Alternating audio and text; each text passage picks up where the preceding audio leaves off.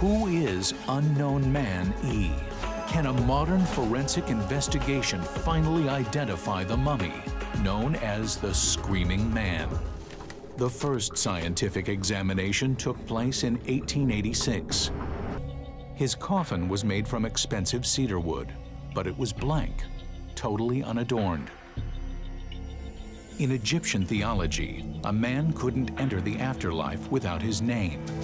So there's something disturbing about the fact that he was left anonymous. Next, the Victorian examiners saw that the body had been deliberately preserved. That indicates respect and status. Before long, they came up with a dramatic theory to explain it. Maspero became convinced that not only was the Screaming Man royal, but that he had suffered a violent death. This lecturer and author Susan Redford travels to Medinet Habu.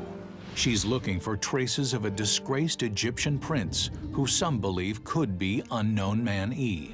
This was the palace of Ramesses III, often referred to as the last great pharaoh of Egypt. Yet a chance find made in the early 1800s casts a shadow over his reign. This is the actual court transcripts of trials of a treasonous conspiracy against the pharaoh, Ramses III. The papyrus alleges a palace coup was orchestrated by a woman called Tea. She planned to assassinate Ramesses and replace him with her son, Prince Pentuer. Susan theorizes that if Tea were confident the people would accept her son as ruler, he must have had some legitimate claim to the throne. There's one scenario that makes sense to me. You have a chief queen. Her name is Tea. She is replaced by a younger woman, Isis, and a bitter rivalry ensues. Susan believes Pentuer could be Unknown Man E.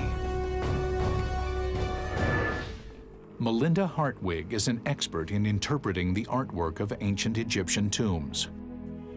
The Egyptians didn't consider a tomb to be the final resting place, but instead the starting point of a physical journey which began after death. You can see the extent that they went to make sure that everything was here that was needed.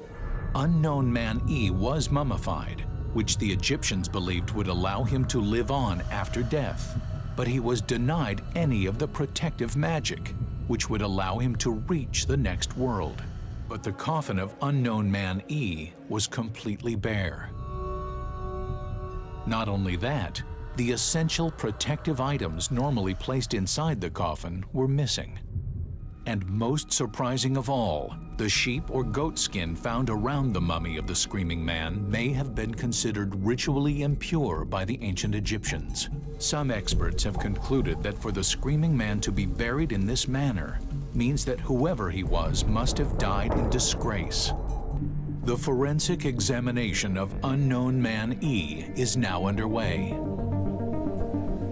What Dr. Hawass and his team are hoping for is a clue, some hard evidence which will allow them finally to give Unknown Man E a name. What I can say about this mummy, number one, is the age. And I would assume between 25 till 40 years of age. This estimate is based on a number of factors, like the condition of key joints and the appearance of the teeth. Until now, most people believed that the Screaming Man died young. It now seems the Screaming Man was probably older than first thought, the correct age to have been the adult son of Ramesses III. The evidence from the CAT scan now suggests that this could be the mummy of Pentuer, the son of Ramses III. If those who buried him intended to damn him, their attempts have, in a sense, been thwarted. We can't restore his name. We don't have final proof that this is Pentuer, but we can restore his face. Facial anthropologists have now recreated his skull.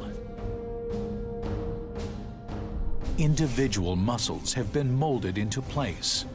His skin has been restored. This is the face that in death took on a scream.